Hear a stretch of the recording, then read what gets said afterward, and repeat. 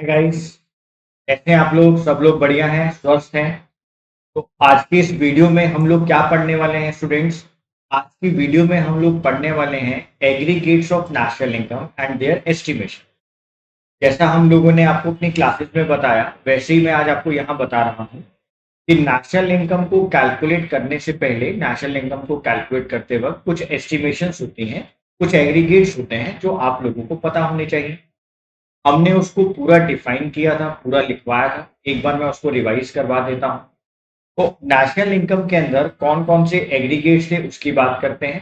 पहले इस बात को रिवाइज कर लेते हैं कि नेशनल इनकम को इकोनॉमिक्स में न्यूमेरिकल टर्म्स में क्या कहा जाता है, इकोनॉमिक टर्म्स में क्या कहा जाता है? Net national product at factor cost, NNP FC. हम उसको बोलते हैं NNP FC, net national product at factor cost. यहाँ पर टोटल 8 एग्रीगेट्स हमारे पास हैं, जिसके हम लोग आपसे चर्चा कर रहे थे। हम लोग आगे भी चर्चा करेंगे, उसको डिटेल में आपको पढ़ाएंगे। वो कौन कौन से 8 एग्रीगेट्स हैं जो नेशनल इनकम में हम लोग देख रहे हैं? पहला है जीडीपीएमपी, नेक्स्ट है एनडीपीएमपी, थर्ड है जीएनपीएमपी, फोर्थ एनएनपीएमपी, जीडीपीएफसी और एनडीपीएफसी, सेवेंथ डीएनपीएफसी और एट एनएनपीएफसी। और हमने आपको बताया था जो ये एनएनपीएफसी है, इसको हम लोग क्या बोलते हैं? इसको हम लोग बोलते हैं नेशनल इनकम। तो इन एग्रीगेट्स को अंडरस्टैंड करने से पहले, इन एग्रीगेट्स को पढ़ने से पहले हमें 3 बेसिक चीजें पढ़नी है। 3 बेसिक कॉन्सेप्ट्स आपको बताने हैं स्टूडेंट। आप लोग साथ साथ नोट करते रहो, या साथ साथ अगर आप फोटो भी ले रहे हो, आप एसएसपी ले रहे हो, स्क्रीनशॉट ले रहे हो, तो आप लेते रहो। देखो, हमें यहाँ पर कौन सी 3 बातों को पढ़ना है? To understand above aggregates of national income, जो आपको भी ऊपर हमने 8 एग्रीगेट्स बताए, उसको समझने के लिए, उसको अंडरस्टैंड करने के लिए the following 3 terms should be understand. हमें इन 3 टर्म्स को पहले अंडरस्टैंड करना पड़ेगा, हमें इसकी समझ लेनी पड़ेगी। फर्स्ट है हमारे पास डेप्रिसिएशन। डेप्रिसिएशन क्या होता है? A fall in the value of an fixed assets is called depreciation due to normal wear and tear. It refers to the loss in the value of fixed assets due to their normal wear and tear. किसी भी asset की value में कमी आना क्या कहलाता है guys? Depreciation कहलाता है। Next, net indirect taxes. आप लोगों को पता है कि जब गुड्स प्रोड्यूस होते हैं और उसके बाद मार्केट में बिकने के लिए जाते हैं, जब मार्केट में सेल होने के लिए जाते हैं, तो उनके ऊपर अलग अलग तरीके के इनडायरेक्ट टैक्सेस लगते हैं। और आजकल हम लोग सारे इनडायरेक्ट टैक्सेस को एक ही नाम से पुकारते हैं, और वो नाम क्या है?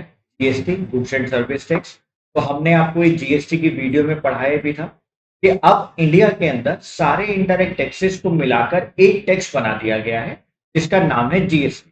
ठीक है। गवर्नमेंट जो गुड्स प्रोड्यूस हम लोग करके मार्केट में सेल कर रहे हैं, गवर्नमेंट उसके ऊपर जीएसटी चार्ज करती है। चाहे वो गुड्स हैं या सर्विसेज हैं, उसके ऊपर गवर्नमेंट जीएसटी चार्ज कर रही है। और जीएसटी क्या होता है? इनडायरेक्ट टैक्स होता है। ऐसे ही कुछ ऐसे गुड्स होते हैं जहां पर पब्लिक सब्सटेंशियली इंटरेस्टेड होती है, जहां पर पब्लिक ज्यादा इंपॉर्टेंट रोल प्ले कर रही है। पब्लिक की नीड्स और वांट्स के लिए वो गुड्स बहुत बेसिक होते हैं, जो पब्लिक को चाहिए होते हैं। तो गवर्नमेंट पब्लिक वेलफेयर के लिए, सोसाइटी वेलफेयर के लिए उन गुड्स के ऊपर सब्सिडीज प्रोवाइड करती, उन गुड्स के प्राइस को कम कर देती, वहां पर सब्सिडी दी जाती है।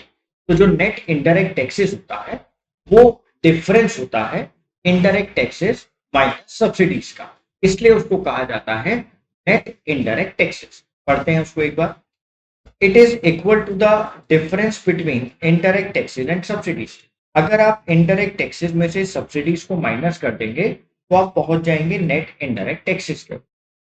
नेक्स्ट आता है net factor income from abroad, NFI. बेटा, फैक्टर इनकम फ्रॉम अब्रॉड या एनएफआई क्या होता है? ये वो इनकम है जो भारत के रेजिडेंट, इंडिया के रेजिडेंट बाहर देश विदेशों में जाकर, अलग अलग देशों में जाकर, विदेश में जाकर जो पैसा अर्जित कर रहे हैं, जो पैसा कमाते हैं, यहाँ पर डिफरेंस लिया जाता है। वो डिफरेंस किसका होता है? जो इंडियन रेजिडेंट बाहर से पैसा कमा कर आए हैं, जिसको हम लोग बोलते हैं फैक्टर इनकम फ्रॉम अब्रॉड। ऐसे ही सेम जो बाहर अलग अलग देशों के रेजिडेंट्स हैं और जो इंडिया से पैसा कमा के बाहर ले गए हैं, जिसको कहा जाता है फैक्टर इनकम टू अब्रॉड। ठीक है, जैसे एक छोटा सा एग्जांपल लो, एक्सपोर्ट करते हैं तो हमारे पास पैसा आता है, हम जब इम्पोर्ट्स करते हैं तो हमारे पास से पैसा जाता है। क्लियर है बात? तो जब हमारे यहाँ से एक्सपोर्ट हो रहा है तो हमारे पास फॉरेन करेंसी आ रही है, और जब हम लोग इम्पोर्ट कर रहे हैं तो हमारे पास से फॉरेन करेंसी जा रही है। तो जो फैक्टर इनकम फ्रॉम अब्रॉड है और जो फैक्टर इनकम टू अब्रॉड है, जब हम उसको माइनस कर लेंगे, जो उसकी नेट वैल्यू निकालेंगे, उसको कहा जाता है net factor income from abroad. पढ़ते हैं। It is the defined as the difference between factor income received from abroad and factor income paid to abroad। जो हमने बाहर से पैसा कमाया और जो हमने बाहर पैसा दे दिया, उसका जो डिफरेंस होता है उसको कहा जाता है net factor income from abroad. अब यहाँ आपको क्या इंपॉर्टेंट बात याद रखनी है कि जो NFIA होता है उसके तीन इंपॉर्टेंट कंपोनेंट्स होते हैं। वो तीन इंपॉर्टेंट कंपोनेंट्स कौन से होते हैं? पहला, नेट कॉम्पनसेशन टू एम्प्लॉइज, जहां पर COE की बात होती है। Next, net income from property and entrepreneurship received by resident of the country. जो हमारी कंट्री का रेजिडेंट है वो कोई प्रॉपर्टी इनकम लेकर आया है, वो अपने प्रॉफिट्स लाया है एंटरप्रेन्योर स्किल से। नेट रिटेन अर्निंग्स, और जो रिटेन अर्निंग्स नेट है। अब देखो तीनों के आगे वर्ड नेट लिखा है। नेट का मतलब ही क्या है आप समझो। नेट का मतलब है factor income from abroad minus factor income to abroad, और ये तीनों के तीनों टोटल, इन तीनों का जो टोटल होता है वो NFIA होता है। तो जो NFIA है उसके ये तीन कंपोनेंट्स होते हैं, तो हमें देखना पड़ता है कि कॉम्पनसेशन टू एम्प्लॉइज हमारे पास कितना आया, हमारे पास से कितना गया। ऐसे ही इनकम और प्रॉपर्टी की इनकम इंडिया में कितनी आई और इंडिया से बाहर कितनी गई, तो हमें इसका डिफरेंस देखना पड़ता है। तो कई बार आपको एग्जाम में डायरेक्ट NFIA नहीं दिया होता है, आपको उसके कंपोनेंट्स दिए गए होते हैं, और उन कंपोनेंट्स की हेल्प से आपको NFIA की वैल्यू कैलकुलेट करनी होती है। नेक्स्ट, अब हम आपको समझाते हैं वो जो तीन बातें हमने आपको पढ़ाई, NFIA, NIT और डेप्रिशिएशन, उसका यहाँ पर बेसिक कॉन्सेप्ट्स में कैसे रूल था। देखो जरा कैसे वो इंपॉर्टेंट रोल प्ले यहाँ कर रहा है। ग्रॉस वैल्यू है, ये नेट वैल्यू। एसेट्स की ग्रॉस वैल्यू है इन्वेस्टमेंट की, और नेट वैल्यू है इन्वेस्टमेंट की या एसेट की। हम कभी भी ग्रॉस वैल्यू से नेट वैल्यू पे जाते हैं, हम कभी भी ग्रॉस वैल्यू से नेट वैल्यू पर अगर जाएंगे तो हमें क्या माइनस करना पड़ेगा? डेप्रिसिएशन। तो हम ग्रॉस वैल्यू में से, ग्रॉस फिगर में से डेप्रिसिएशन को माइनस करते हैं और उसकी नेट वैल्यू पर आते हैं। ऐसे ही अगर हम कभी भी नेट वैल्यू से ग्रॉस वैल्यू की तरफ आते हैं, हम लोग नेट वैल्यू से ग्रॉस वैल्यू की तरफ आ रहे हैं, तो हमें प्लस करना पड़ेगा डेप्रिसिएशन। ऐसे ही सेम जब हम लोग फैक्टर कॉस्ट से मार्केट प्राइस की तरफ जाते हैं, जब लोग फैक्टर कॉस्ट से मार्केट प्राइस की तरफ जाते हैं, तो हम प्लस करते हैं NIT, नेट इनडायरेक्ट टैक्स। ऐसे ही सेम जब हम लोग मार्केट प्राइस से फैक्टर कॉस्ट की तरफ आते हैं, मार्केट प्राइस से फैक्टर कॉस्ट की तरफ आ रहे हैं, तो हम लोग माइनस करते हैं नेट इनडायरेक्ट टैक्सेस NIT। ऐसे ही डोमेस्टिक प्रोडक्ट से जब हम लोग नेशनल प्रोडक्ट की तरफ जाते हैं, डोमेस्टिक से नेशनल में जाते हैं, तो हम लोग प्लस करते हैं NFIA, net factor income from abroad. और जब हम लोग नेशनल प्रोडक्ट से डोमेस्टिक प्रोडक्ट में आते हैं, तो हम लोग माइनस करते हैं NFIA, net factor income from. Clear है बात? तो ये तीन चीजें जहां पर हमने बेसिक कॉन्सेप्ट्स की बात करी, ग्रॉस से नेट पर जाना, नेट से ग्रॉस पर आना, डोमेस्टिक प्रोडक्ट से नेशनल प्रोडक्ट पे जाना, नेशनल प्रोडक्ट से डोमेस्टिक प्रोडक्ट पर आना, और फैक्टर कॉस्ट से मार्केट प्राइस पे जाना और मार्केट प्राइस से फैक्टर कॉस्ट। ये तीन बेसिक बातें उन तीन कॉन्सेप्ट के साथ जो मैं आपको पढ़ा के ला। अब इसका एक एग्जांपल देख लेते हैं। एग्जांपल देखते हैं।